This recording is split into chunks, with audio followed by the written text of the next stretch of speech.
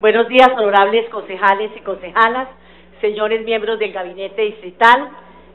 doctora Ana Teresa Bernal, alta consejera distrital para los derechos humanos de las víctimas, señores delegados del Contralor y del señor personero de la ciudad. Me pareció interesante convocar en el día de hoy a este foro, en razón a que hoy, 9 de abril, por mandato legal y por disposición del Consejo de Bogotá, a través del acuerdo 491 del 2012, de autoría del concejal Sanguino, nos encontramos reunidos en sesión plenaria de esta corporación para conmemorar el Día de la Memoria y Solidaridad de las Víctimas. Más allá de querer dar cabal cumplimiento a un mandato,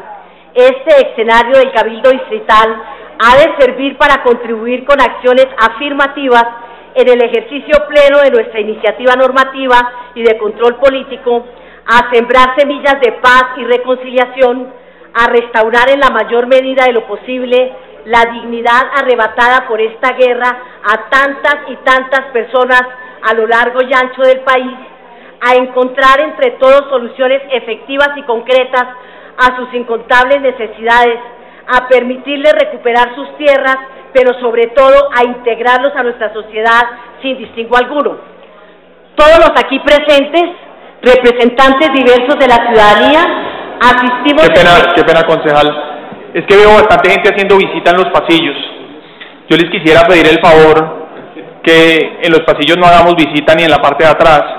Entonces, las personas que quieran o tengan temas que tratar pueden salir, y las personas que se queden, pues les pido el favor que atendamos las intervenciones de los concejales. Gracias, presidente. Todos los aquí presentes, representantes diversos de la ciudadanía, asistimos expectantes a este acto con el mayor sentido de grandeza, de humanidad y de solidaridad posible con ellos. Las víctimas del conflicto, quienes por décadas han sido olvidadas, invisibilizadas, marginadas y discriminadas por el propio Estado y la sociedad. Nuestra deuda es eterna, por el olvido y la indiferencia ante los incontables sufrimientos. Ya es hora de empezar a cancelar ese incalculable pasivo social e histórico. Decía Martin Luther King que lo preocupante no es la perversidad de los malvados, sino la indiferencia de los buenos. Nuestra generación no se habrá lamentado tanto de los crímenes de los perversos como del estremecedor silencio de los bondadosos. Por ello, es inconcebible desde todo punto de vista que como sociedad nos permitamos la deshonra de haber culminado el siglo XX y avanzar en el siglo XXI sin resolver aún el conflicto interno que azota a nuestro país. Esta horrenda página de nuestra historia, esta larga noche de dolor debe culminar ya,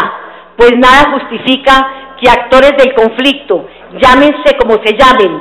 vengan de donde vengan, sigan sembrando víctimas por doquier, sigan desmembrando familias enteras, sigan desarraigando comunidades de su terruño y por sobre todo sigan produciendo generación tras generación el más profundo dolor que ser humano pueda padecer. No es posible pensar tan siquiera por un instante que esta pesadilla se prolongue en el tiempo y en el territorio un segundo más. Ninguno de nuestros hijos nos perdonará que sigamos tolerando bajo cualquier tipo de discurso el derramamiento de una gota de sangre más, el desplazamiento de un campesino más o la violación sistemática de los derechos humanos de cualquier colombiano. Luces de esperanza brillan en el horizonte para que por fin cese esta horrible noche. Sin duda alguna, el primer paso en la dirección correcta lo traza la expedición de la Ley 1448 del 2011,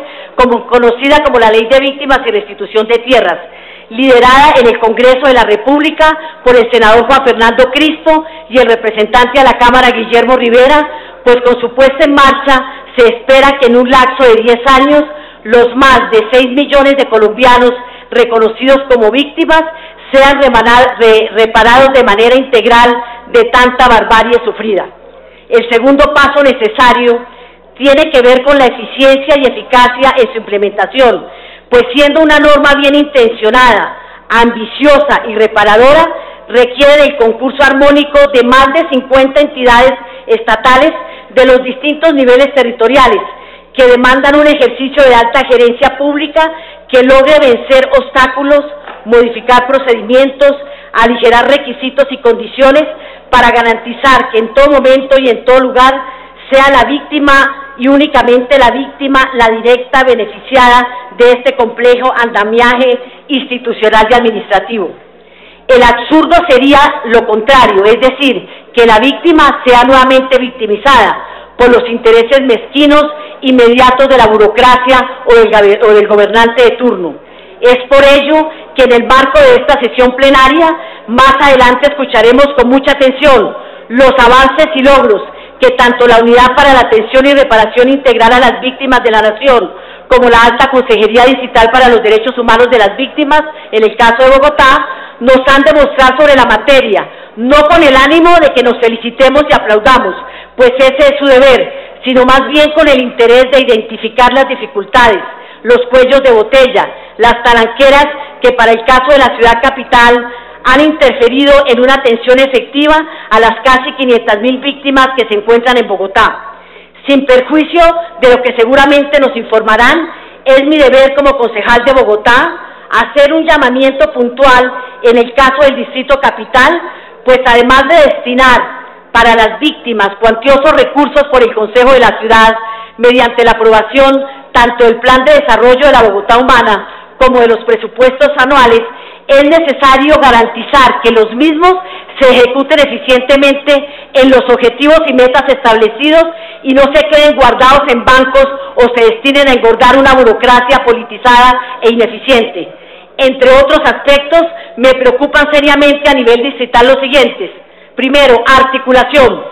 Se ha percibido una inadecuada articulación desde la Alta Consejería Distrital con la Unidad para las Víctimas, circunstancia que no permite conocer de manera oportuna la adecuada y plena atención, asistencia y reparación prestada por las distintas entidades del Distrito a las Víctimas, con lo cual se hace difícil conocer los reales procesos de atención y los obstáculos que tienen frente a la oferta institucional en la ciudad. Segundo, presupuesto. Al igual que en las demás áreas de esta administración, la ejecución presupuestal de los recursos asignados dentro del Plan de Acción Distrital a las entidades responsables de los programas diseñados para la población víctima de una parte, no se ejecutan de manera exclusiva para ellas, sino que se destinan de manera conjunta con otro tipo de poblaciones, con lo cual se sigue marginando a las víctimas. Y de otra parte alcanza niveles bajos de ejecución real que tan solo llegan en promedio al 52%.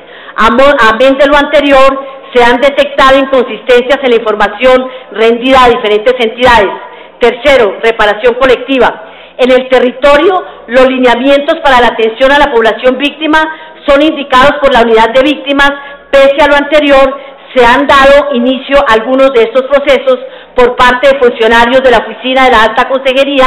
que, desconociendo los lineamientos generales y las competencias de la nación y el territorio, transmiten un mensaje equivocado a la población víctima, lo que hace que se generen falsas expectativas. Cuarto, prevención. En cuanto al componente de prevención y emergencia, a pesar de haber emprendido en el 2013 en un trabajo continuo de capacitación y acompañamiento técnico, Bogotá no cuenta aún con un plan de contingencia que se convierta en un instrumento de planeación y evaluación del riesgo que busca prevenir, atenuar o disminuir los impactos de la violación de los derechos humanos. Quinto, puntos de atención. A pesar de contar con 6 puntos de atención denominados Dignificar, estos adolecen de espacios cómodos y privados para atender a la población víctima, que logren generar confianza en ella sobre su atención. En este aspecto es importante velar porque la coordinación con la Personería de Bogotá sea plena. Sexto, vivienda. Tal vez es la deuda más grande de la ciudad y la administración de Bogotá Humana con las víctimas, pues las metas establecidas para tal fin en el plan de desarrollo hablan de 40.000 viviendas, de las cuales a la fecha los resultados son pírricos y con seguridad nunca se cumplirán lamentablemente. Caracterización de la población víctima. A la fecha el Distrito Capital no ha cumplido con la obligación de caracterizar la población víctima asentada en su territorio para efectos de planeación adecuada y asignación de recursos presupuestales.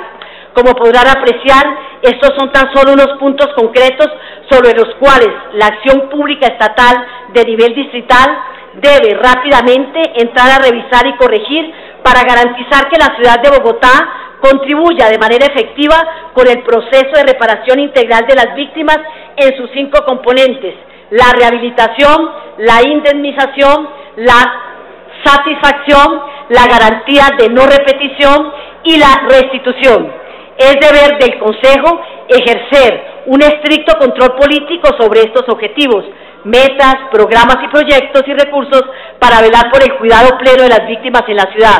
No quisiera finalizar estas palabras sin señalar claramente que el tercer paso de este camino, que pretende acabar con la larga noche de dolor, es sin duda el de alcanzar un acuerdo de paz, el cual es fundamental pero no suficiente, porque para alcanzar la verdadera paz es necesario educarnos,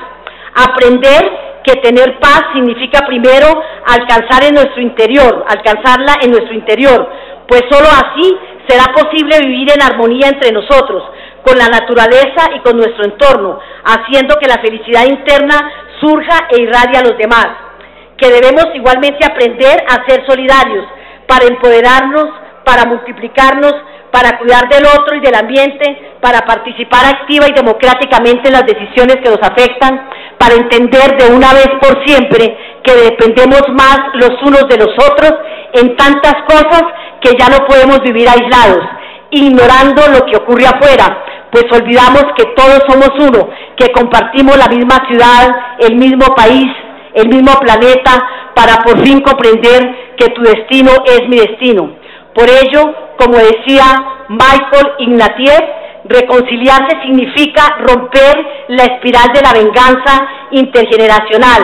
sustituir la viciosa espiral descendente de la violencia por la virtuosa espiral ascendente del respeto mutuo. La reconciliación puede romper el círculo de la venganza a condición de que se respete a los muertos. Nuestra tarea, honorables concejales, es inmensa, nuestro reto es histórico. Por ello debemos trabajar conjuntamente, superando cualquier tipo de diferencia en pro del bienestar de las víctimas, que a su vez es nuestro propio bienestar, porque juntos podemos hacer de verdad. Muchas gracias.